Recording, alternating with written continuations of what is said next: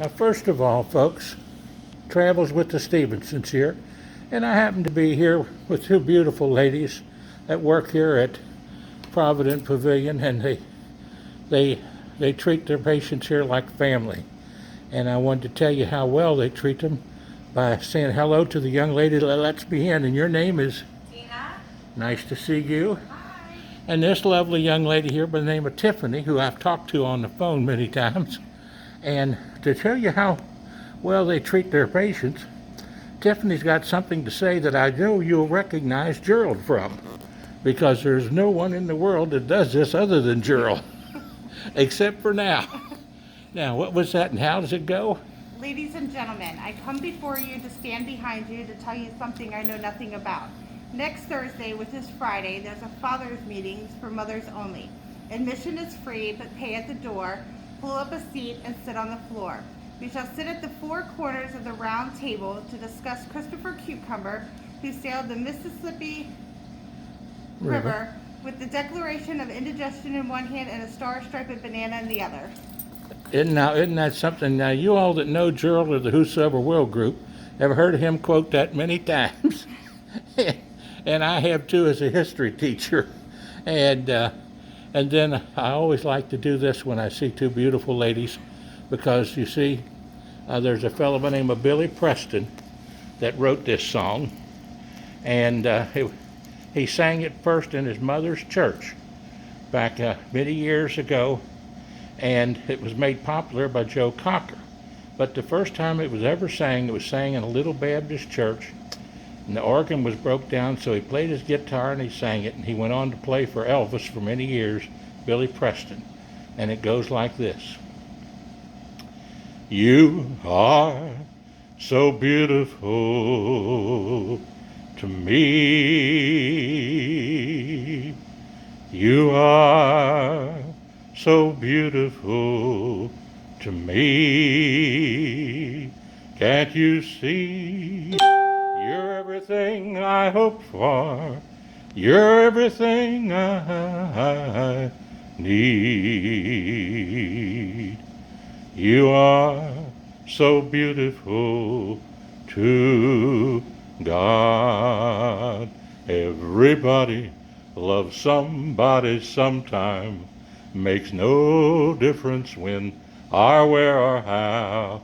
Everybody loves somebody sometime, and it's Provident Pavilion time, and the staff's time right now. God bless you, and thank you very much for taking good care of my sister-in-law and brother. Bye-bye now. Travels with Stephensons here. John Stephenson on Facebook and YouTube. God bless you. Where in the end of September, beginning of October, a large number of people moved indoors. Provident Pavilion. Going across the country to Wonderful really people. tell the mid-Atlantic states and the Northeast to really increase testing, looking for these asymptomatic cases. And I really want to thank the governors across this great land who have really heeded that call, what we call sentinel populations, whether it's nursing home staff, K through 12 teachers, whether it's community college students, county workers, specific businesses, to really have routine weekly testing so that we can see the spread of this virus down to the zip code and really combat that with additional mitigation. The next slide shows what we have been talking about the level of hospitalizations. And in this slide, you can see the hospitalizations by the darkness of the color, and I just want to make it clear what the Vice President talked about.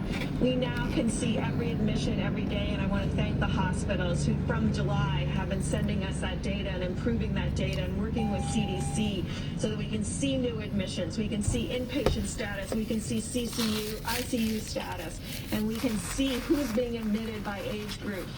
Right now it's about 50-50 between those between 40 and 69 and those over 70. But you can see that we have some areas of the country in the hot red, bright pink.